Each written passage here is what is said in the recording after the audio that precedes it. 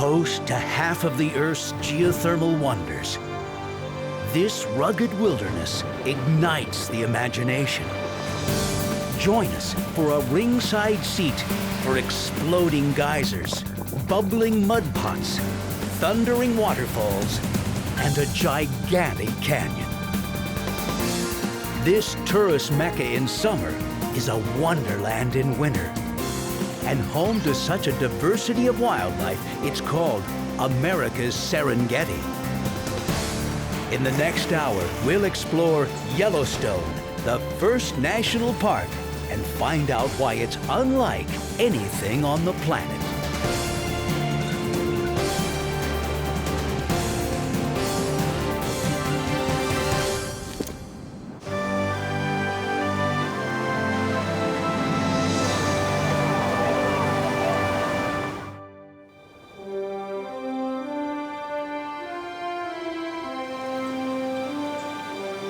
Yellowstone is a window into the Earth.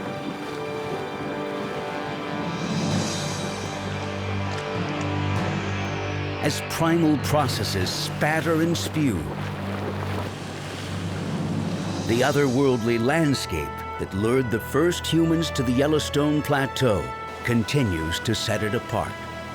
I haven't seen anything like this before, with the steam coming off of the pools, and you can feel the heat and the smells are unique. That is constantly changing. Every time I come here, there's a different geyser, there's a new geyser. It's like walking on a big volcano, and it's really terrific.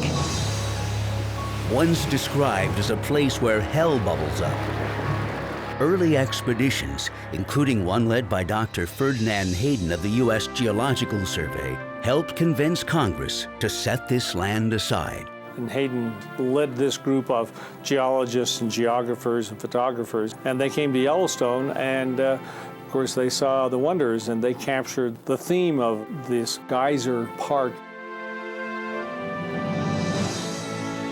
In 1872, America's first national park was carved out of a vast wilderness. Yet it was the boundaries of this enormous 2.2 million acre area that led to its designation as a national park.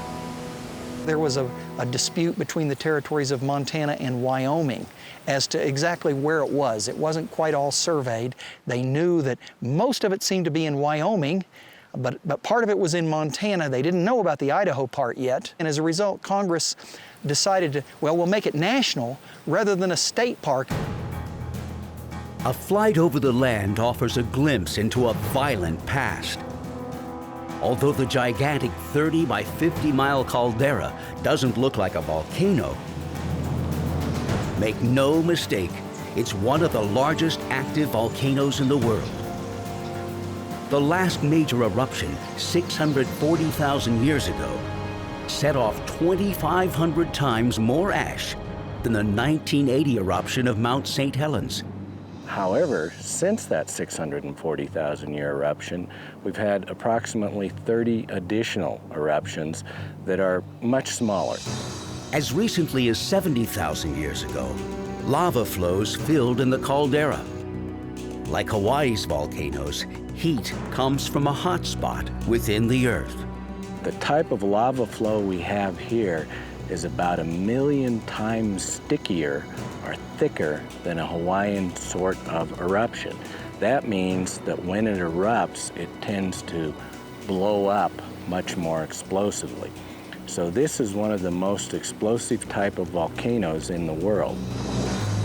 Surface thermal features are powered by the tremendous energy of the volcano, where the heat flow is 30 to 40 times greater than the area outside Yellowstone. The volcano has molten and partially molten material that's very near the Earth's surface. And we have all sorts of cracks in the ground here and that to which hot water can come up. Heat plus water from snow and rain fuels over 10,000 thermal features. And every year, hundreds of earthquakes shake things up. When magma rises, of course, it breaks the rocks, that are brittle and cold, and it's just the cracking and groaning of the rocks that are surrounding the magma system create earthquakes. And you couple that with earthquakes that have been there as part of the actual stretching of the whole western U.S. as it pulls apart from the stable continent, so you have a double whammy. In this second most seismically active area in the continental U.S., the danger is real. In 1959, a 7.5 magnitude quake struck outside the eastern border of the park. The valley dropped down and the mountain block lifted up along this fault zone that ruptured about 20 feet between the mountain block and the valley block. That motion was almost instant, and a large landslide slid down off the canyon wall on the south side, crossed the valley, and dammed the Madison River. In its wake, the massive landslide killed 28 people and formed a new lake dubbed Quake Lake. The shaking was felt all over the western United States. It was such a large earthquake. The U.S. Geological Survey, the University of Utah, and the National Park Service staff the Yellowstone Volcano Observatory. While global positioning stations monitor ground motion, a seismic network tracks the pulse of the volcano 24/7. We try to look at the volcanic system and see what's happening right now. We have over 20 seismometers to look at earthquakes, to map out where they're occurring, the depth, the magnitude. We look at the flow of water and the flow of thermal fluid coming out of the ground. Anything that we can use to gauge at what's happening at Yellowstone and what does it mean in terms of the future of Yellowstone. The ground around the thermal features may look normal, but beware, it can be hot and not so solid. At Norris Geyser Basin, the hottest part of the park, geologists use a state-of-the-art infrared censoring device that looks like a radar gun. When its telescopic scope is pointed at the surface, it gives off an instant temperature reading. A thermal infrared camera monitors temperatures across a larger area. Vibrant colors, bright reds and yellows, allow you to actually see the heat. Then this area right here, which is where the boardwalk joins back in, does seem to be heating up a little bit from our imagery. Data from all the monitoring is put to a practical purpose. It determines the coolest route for the boardwalks and trails. A system designed to protect the thermal areas and allow visitors to get a close-up look at the awesome forces of nature. Most volcanoes that tourists can go to are high peaks. They're not very accessible. They're not easy to walk around on top of. Yellowstone, you drive right into the middle of this massive caldera system. A caldera system so vast, people forget they're in a volcano. While another volcanic eruption is not thought to be imminent, in a place where change is dynamic and constant, it's always a possibility.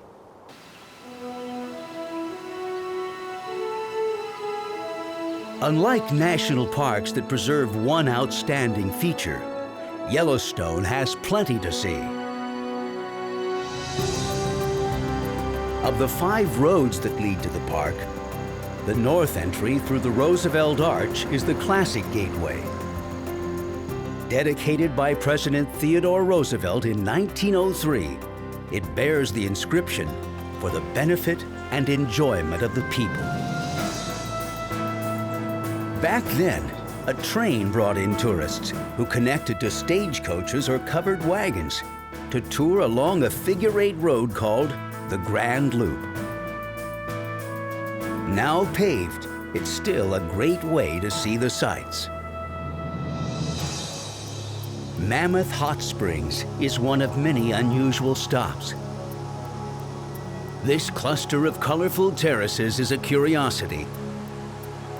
Unlike the majority of the park that's covered by volcanic rock, at Mammoth, hot waters dissolve limestone bedrock, then rise to the surface and flow out leaving behind a travertine terrain that looks like a cave turned inside out. And in this land that transforms before your eyes, the terraces can grow as much as 22 inches a year. Nearby, Roaring Mountain hasn't roared since the early 1900s, when a vent near the top made a howling sound. This thermal feature, called a fumarole, shoots off a chorus of steam and noxious gases from vents in the earth. Yet it wasn't the thermal features that gave Yellowstone its name. Humans have inhabited the plateau for over 10,000 years. Yellowstone comes from the Native American word Mitziadazi, meaning yellow rock. Old Fort Yellowstone is now the park headquarters. But the elk don't seem to mind. Built in the late 1800s, these military quarters with their dueling chimneys are reminders that many early visitors to the park acted more like vandals. So these people were, chopping pieces off geysers and purposefully setting forest fires or leaving campfires unattended, or poaching, killing the animals. In 1886, the cavalry was called in to protect it, a job that lasted 32 years until the National Park Service was formed. Even then, the rules were still being written. It was kind of a big experiment. We didn't have any other national parks anywhere. Today, visitors have to stay on boardwalks to get close to the geysers in the basins along the Grand Loop, where the 30-foot burst of steam from Steamboat Geyser is just a warm-up. When it fully erupts, it shoots more than 300 feet of water into the air to make it the tallest geyser in the world. Take a picture now, because things are going to change. These thermal areas are seismically active. Pressures are building up. There's water at the boiling point, and so small changes in pressure can cause boiling that can cause the rock to fracture catastrophically sometimes, and we can get explosions. The one thermal feature with all the big hunks of rock beside it is Pork Chop Geyser, and that geyser basically blew itself apart in 1989, and the opening got smaller and smaller, forces built up, and the steam exerted such a force that it literally blew itself apart. In this dynamic country, being at the right place at the right time can pay off. We hiked to Shoshone Geyser Basin, my future wife and I, and saw Union Geyser go. Oh, you've got one on me. Well, it doesn't go that often, and it certainly doesn't. It either goes when you're there or it doesn't. And it was one of those that the ground shook and thundered, and we thought we better back off. But anyway, it's just nice to be able to say you saw something that most people haven't. Absolutely, you got one on me. I'm insanely jealous.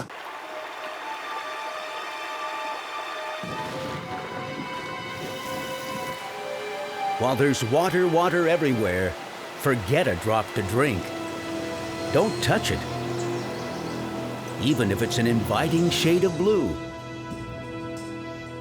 Morning Glory Pool may look like an exotic spa, yet its waters can cause a life-threatening thermal burn. Among the park's hot springs, Grand Prismatic is the largest, measuring 370 feet across and over 120 feet deep. The tiers of vivid colors each represent a type of bacteria that thrives at the various extreme temperatures.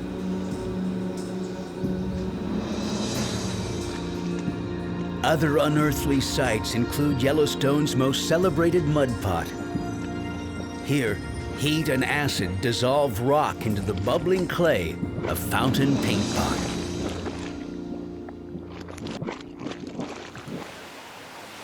And from a rocky cone shaped like a turret, Castle Geyser's impressive spray reaches 75 feet, to the delight of the crowd.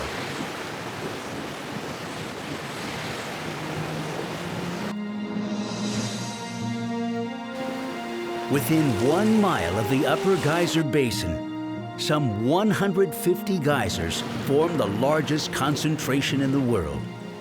Among them, Old Faithful is the superstar. During the summer months, hundreds of thousands of visitors gather in anticipation of the main event. Old Faithful puts on a show. Like a giant pressure cooker, it explodes in a magnificent 100 to 180-foot burst of steam. Yet, contrary to popular belief, it's not the tallest geyser. Steamboat Geyser holds that title, and even though it erupts on average every 92 minutes, it's not the most frequent geyser, but it is the most predictable of the largest geysers. If you just want to sit back and geyser gaze, the porch of the Old Faithful Inn was designed for a view. The inn has accommodated the crowd since it opened its doors in 1904. This building, hailed as the world's largest log cabin, is built like a fortress. A dramatic 7-story lobby has a center fireplace made of 500 tons of rock. The Old Faithful Inn has a massive space, but it does seem somehow very warm and comfortable and inviting. When we come inside the inn, I think many of us feel at home here. We sit and read books, we play cards, we visit, we share experiences in Yellowstone almost as if we were sitting in our own living room. So there's something about the way the space is warm, perhaps the natural materials, the darkness of the space, the dimness of the light perhaps, that just encourages us to sit back and even imagine what it would have been like to be here 100 years ago. There have been changes over the years. Rooms are simply comfortable. And if you have a hard time finding yours, it's not because you can't count. I'm fascinated by the fact that we opened with 140 rooms and we have 87 today in the original part of the building. So 51 rooms have disappeared, and it's very fun that the inn has never been renumbered. For instance, the 11 rooms that were occupied by what is today the gift shop, the 4 rooms occupied by the front desk. To me, those are the secrets and the ghosts of the Old Faithful Inn. The rustic inn was the vision of architect Robert Reamer, who incorporated local elements of volcanic rock and wood to create a style called parkitecture, where the building blends into the surroundings. Today, the Old Faithful Inn is almost as famous as its namesake. If all the steam puts you in the mood for a soak, there's one place to go. At the Firehole River, signs warn, it's swim at your own risk. For those who can't resist the temptation, the warm currents carry you along.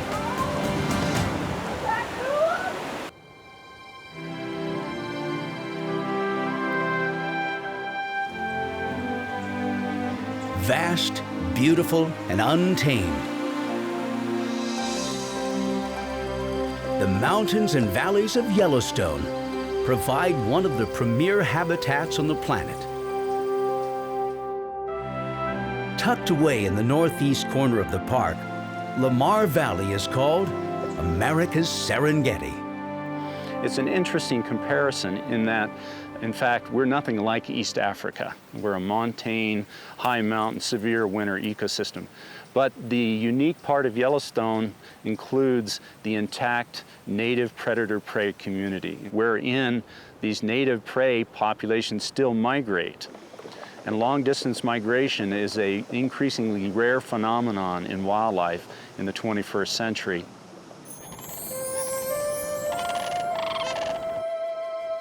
This park is home to over 300 different kinds of birds.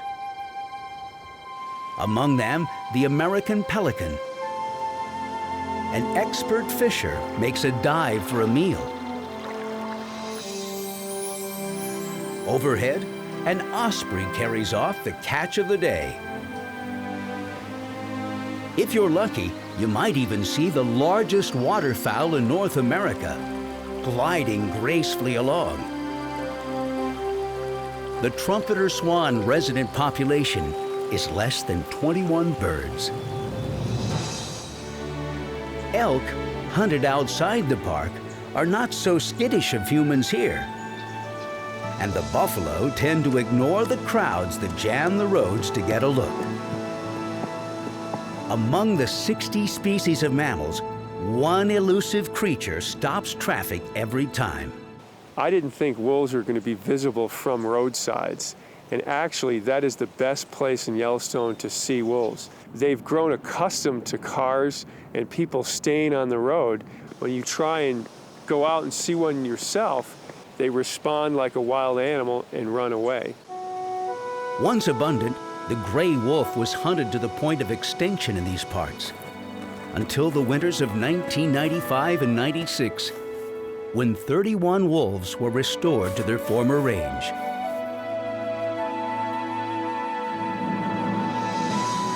Today, the Lamar Valley provides the space they need to roam and prey on the elk. Wolves are a keystone species. We're beginning to learn that they're critical to the functioning of the ecosystem in that they regulate much of the activity throughout the food pyramid.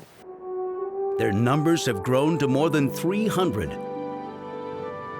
Yellowstone is now one of the best places in the world to spot a wolf in the wilds. And I'm the wolf nut in the family. They're mysterious, kind of seem like they're always hiding off in the shadows. They're special creatures and survivalists. They're just a fascinating animal. They're fun to watch. They're very loving to each other. They're strong hunters. I guess it's like people watching soap operas, but this is a little bit healthier. For this soap opera, it's a good idea to bring field binoculars, spotting scopes, and plenty of patience to wait and see what happens.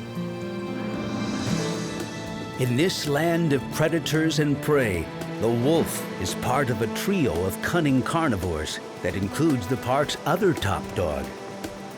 Coyotes resemble wolves, though they're roughly half the size. Rounding out the threesome, the grizzly bear provokes both awe and respect. They are exciting to see because they're large, they're carnivorous, they're omnivorous. You never quite know what they're going to do. Here, the struggle for survival is fierce, as one grizzly stakes its claim on the carcass of an elk. These giants can weigh as much as 600 pounds.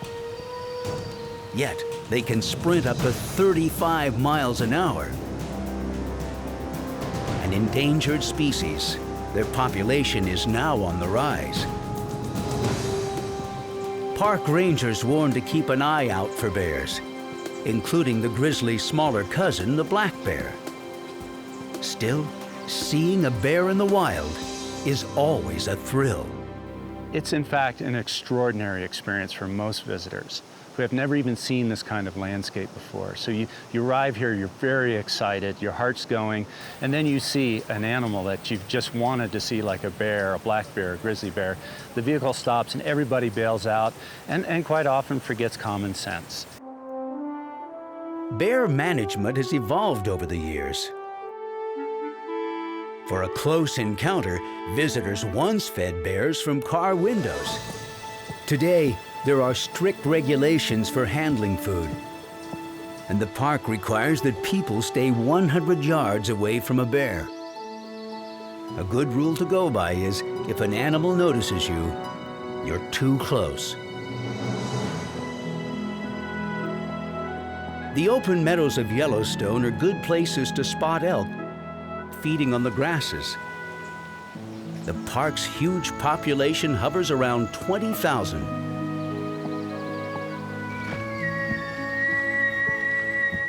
so don't be surprised if you hear a bull bugle or two. This love call, meant to entice the opposite sex, also marks territory.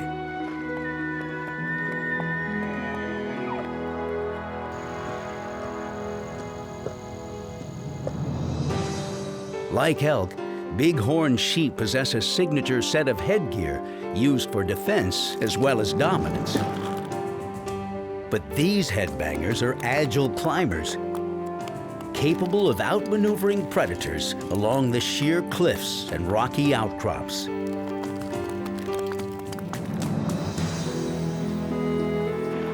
Moose, the largest member of the deer family, can be found feasting on vegetation. Although they may look docile, they can be deadly when protecting their young. And it's here the mule deer and pronghorn play. The pronghorn's exotic crown of forked antlers gives them their name. Don't be fooled by their stoic stance. These fastest land mammals in North America can reach speeds of 60 miles an hour. Yellowstone is also the home where the buffalo or bison roam. In fact, it's the last stronghold for over 4,000 of them. There's one rolling around. You see him? These icons of the West are the park's largest mammal. At up to 6 feet tall, bison can weigh close to a ton. Their heads and horns can be used as weapons. Kicking up dust is a favorite pastime to keep them cool and ward off insects. It can also be a way of showing off. At one time, millions roamed the plains until a demand for their hides led to near extinction.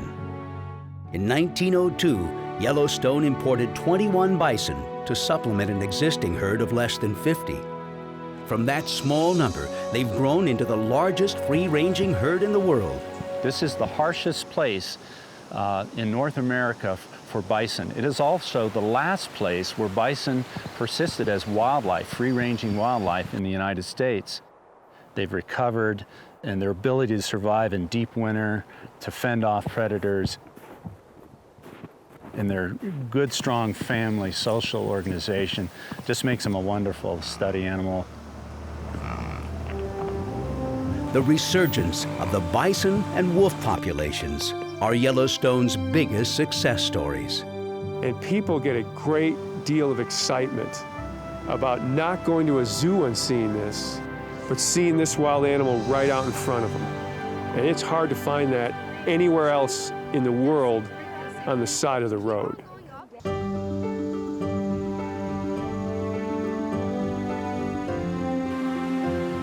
It may surprise you to learn that Yellowstone is a land of over 200 lakes.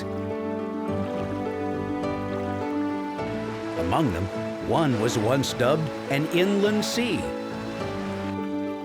Set atop the volcanic caldera, Yellowstone Lake stretches over some 140 square miles, making it the largest high-elevation lake in North America.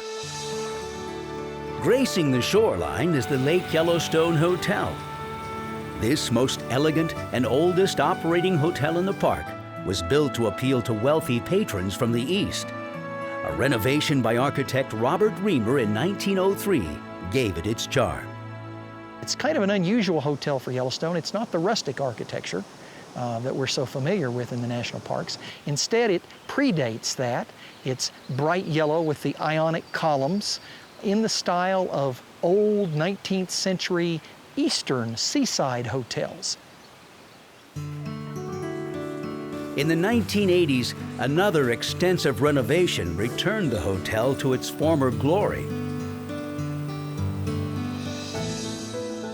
This centerpiece of lake country teems with trout.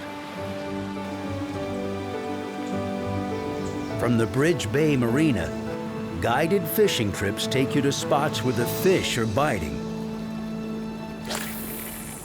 There Very good job. All right. Just wind it in. In Fishing 101, you'll learn there are two kinds of trout. A native cutthroat with its distinctive red markings, and a non-native lake trout that threatens to upset the ecosystem. Right now, it's catch and release when it comes to the cutthroat trout, and catch and keep all of the lake trout you can, and the Park Service will be happy, and so will cutthroat trout. The Park Service wants to save the fish for some 42 species that feed on them. Along with the wildlife, these entry-level anglers got hooked. It's a lot better than Minnesota. That's because they caught 3 fish. And they put up a good fight, too. At the marina, one boat called the Cutthroat has nothing to do with the fish. It carries a sophisticated underwater apparatus called a remotely operated vehicle. Armed with orange floats to keep it stable and a camera, it offers a unique peek into a mysterious world. A world watched over by the U.S. Geological Survey. Recent mapping of Yellowstone Lake has found new areas of hot springs, examples of small explosion craters from the past, some of which we didn't know about, some of which we did. What you would see beneath Yellowstone Lake if you were to drain the lake is very similar to what you see outside of Yellowstone Lake. It's a volcanic terrain. There's glacial deposits on top, and there's hydrothermal explosion deposits, hot springs, and all of the other things that you find elsewhere at Yellowstone. But there's more than thermal wonders. The lake bottom is a breeding ground for all sorts of extremophiles, organisms that can survive in the extreme heat without oxygen. The shores and remote reaches are riddled with surface geothermal features. And one of the best ways to get to this backcountry is by kayak. There you go. Ma'am. Local outfitters will teach you the basics. Just kind of think about doing a little bit of twisting at the waist because your arms aren't going to get quite so tired out if you do it that way. Come on. Yet, there are some unusual challenges. It's a relatively new experience for most of them, especially being on the water over geysers and actually paddling over different thermal features.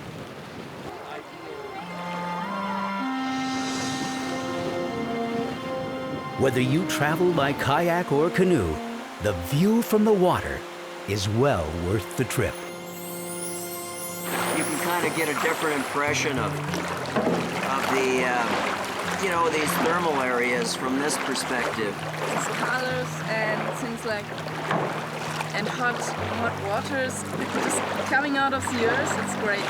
It's just full of so much magic, and I just love the energy that's here.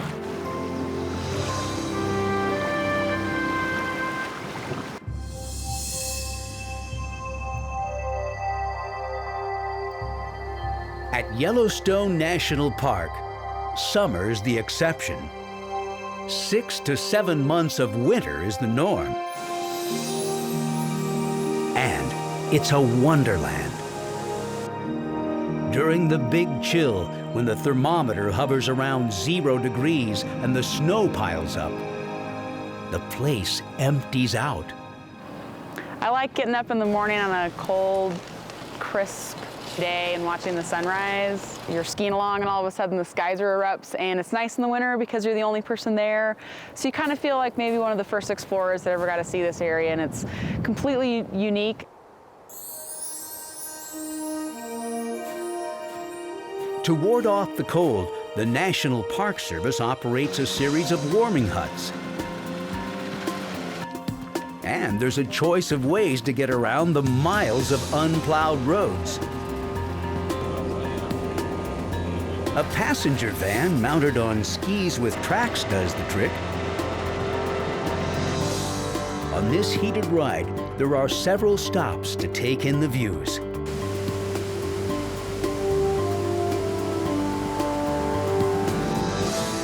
As you weave your way through misty plumes generated by steam vents. Beautiful and eerie, Yellowstone's rivers run icy.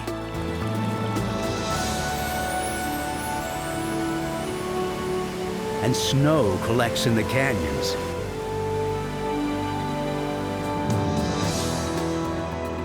But to go in style, take the vintage bright yellow snow coaches built by the Bombardier Company of Canada. The Bombardiers are marking a half-century of service in the park, and there's a reason for their distinctive shade. The stagecoaches were painted yellow, so we do try to keep history wherever possible. So that's why we do paint the snow coaches yellow, and plus they need to be quite bright for the winter time. So in case there's any whiteout conditions, you can see us coming down the road still.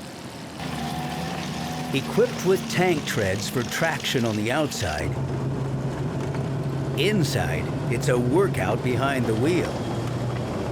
And you may encounter some slower going traffic.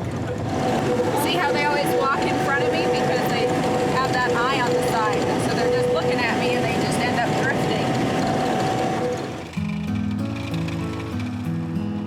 If you'd like to spend a night in the wintry wilds, the Old Faithful Snow Lodge has plenty of places to put your feet up. And when the great outdoors beckons you back, There's 2.2 million acres of absolutely pristine, beautiful rivers, open meadows, excellent wildlife sightings. You can take snowshoe tours, guided ski tours.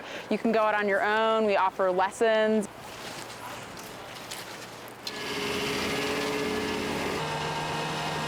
snowmobiles are another way to move about.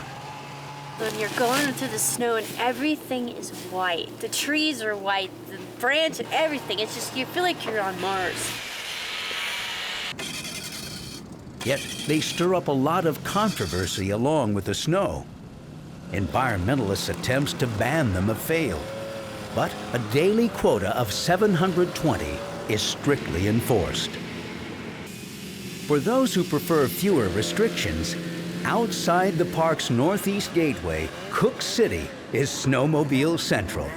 Any kind of rider will do really good here because it's just any kind of terrain you want. Like you have trails, got the easy stuff, and then mountains, hills and stuff. Whatever you want, you pretty much got it here in Cook. With long trails and man-made ramps, it's the place to push the sport to new heights. Back inside the park, it's a more earthbound ride. You have to be accompanied by a commercial guide, stay on the roads, and watch your speed.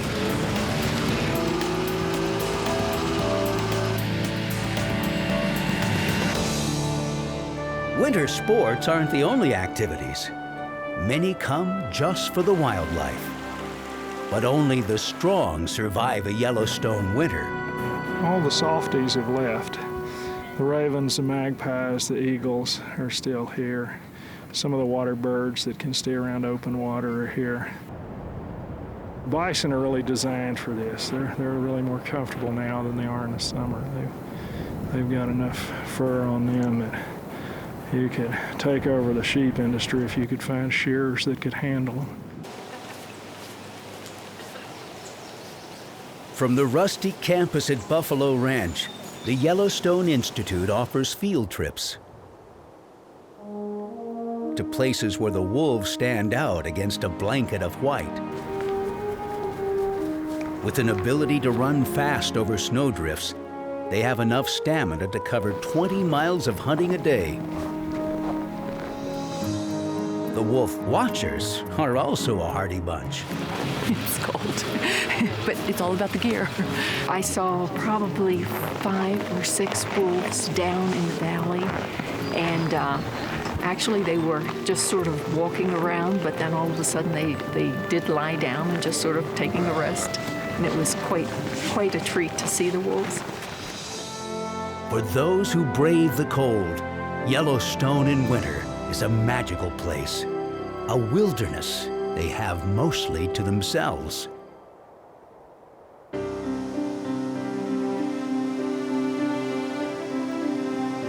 The Yellowstone River weaves its way through some of the more spectacular sights in the park.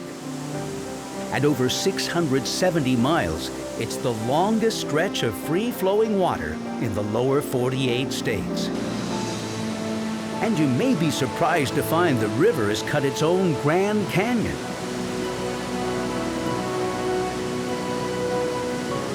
Though not quite as grand as the one in Arizona, it's a sight to behold. Yellowstone's Grand Canyon is 1,000 feet deep and 4,000 feet wide. The river runs through 20 miles of ancient volcanic rock. Up top, rangers lead hikes along the Canyon Loop Trail. You're looking at the upper falls of the Yellowstone River. Sort of the confusing thing about the nomenclature is that the lower falls is higher than the upper falls. It's simply because of where they are along the river. The upper falls is upstream from the lower falls. Although the upper and lower falls are less than a mile apart, a bend in the river makes it impossible to see them at the same time. Even though it's downstream, the view of the lower falls is a spectacular one.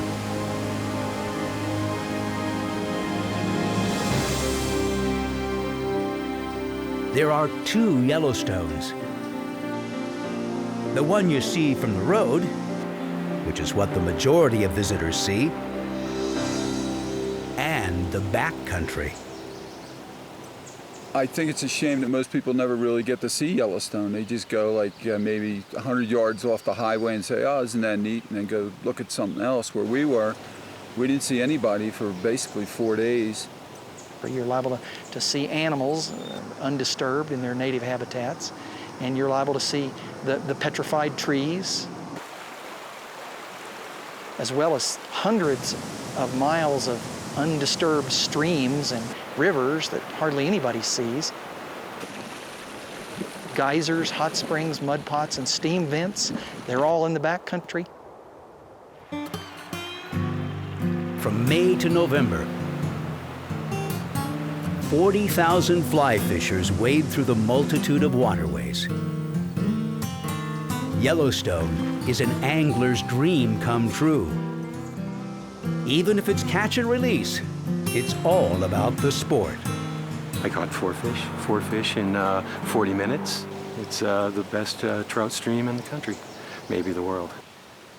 To cast your line where there's less competition, many pack trips or fishing trips. Horses will take you there. And for the novice in the saddle, there's always extra help. And to make your horse go, of course, squeeze a little bit with your lower leg. Your reins are going to be in one hand, left or right, whichever you prefer. If you keep pulling back, they'll back up. That's what was just happening. That's reverse. He's got good, very good reverse. Reining in a horse isn't the only option. The llama can be man's best friend in the backcountry. They're real polite. They're not like you see in a zoo where they spit. I think our common comment is a spitting llama is like a biting dog. You just don't have them around. And that's a good education for most people. And when people start to take our llamas out, we oftentimes have people write back and ask how our llamas are doing. To ease a cross-country trekker's load, these beasts of burden can carry up to 30% of their body weight. If the backcountry's just too remote, you can relive a little park history. Traveling by stagecoach or covered wagon through the front country. The flatness of the terrain makes for a wide open range to ride around. And if you work up an appetite, supper is served up Western style, right off the chuck wagon. If you want to spend the night, the Roosevelt Lodge has several rustic Rough Rider cabins that offer a wood-burning stove and a roof over your head. But truth be told, President Roosevelt never slept here. One of the park concessionaires, Howard Hayes, erected a building over there known as Roosevelt Lodge. And he used to tell everybody that the president had stayed at Roosevelt Lodge because he thought that would be a wonderful way to promote the place. Well, it wasn't true. Roosevelt had never stayed at Roosevelt Lodge, but the name stuck, and Roosevelt Lodge it is to this very day.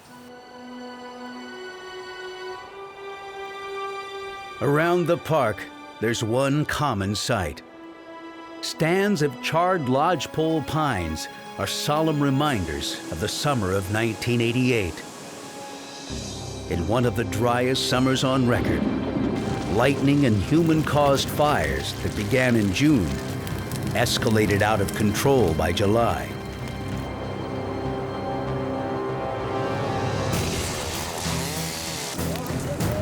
In the largest firefighting effort in U.S. history, 25,000 fought the blazes with 10 million gallons of water and 1.5 million gallons of retardant.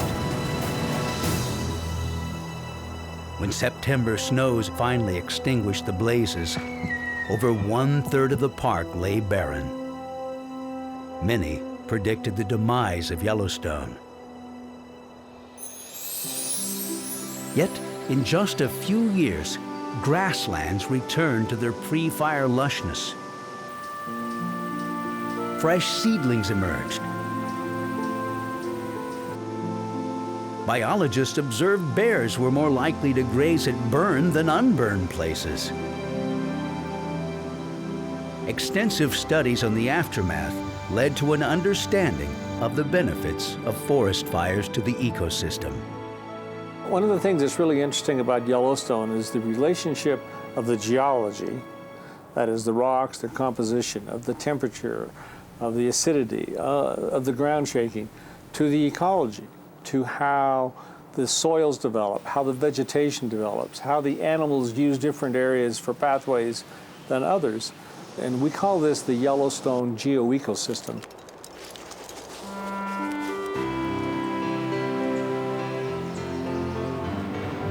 In a complex land, born by volcanic fury, where everything is temporary, visitors walk above the heat that fuels geysers.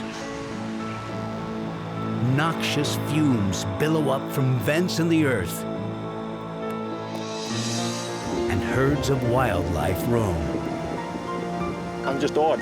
It's the first time I've seen all this stuff. Buffalo, antelope, geysers, you know, the whole works. I can't even describe how amazing it is. I've read some books about the thermal and the volcanic activity that goes on down here, but I had no idea it was going to be so beautiful. Beyond thermal features, there's a world of pristine backcountry to explore, where winter is a wonderland, and the diversity of wildlife and scenery is astounding. In the over 130 years since the founding of the park, scientists continue to study it. Millions of visitors come from all over the world to revel in it. Yet this park is even greater than the sum of its parts. It's the birthplace of an ideal: to set aside lands for future generations. First and foremost, Yellowstone remains a place for people to contemplate the importance of the wilderness.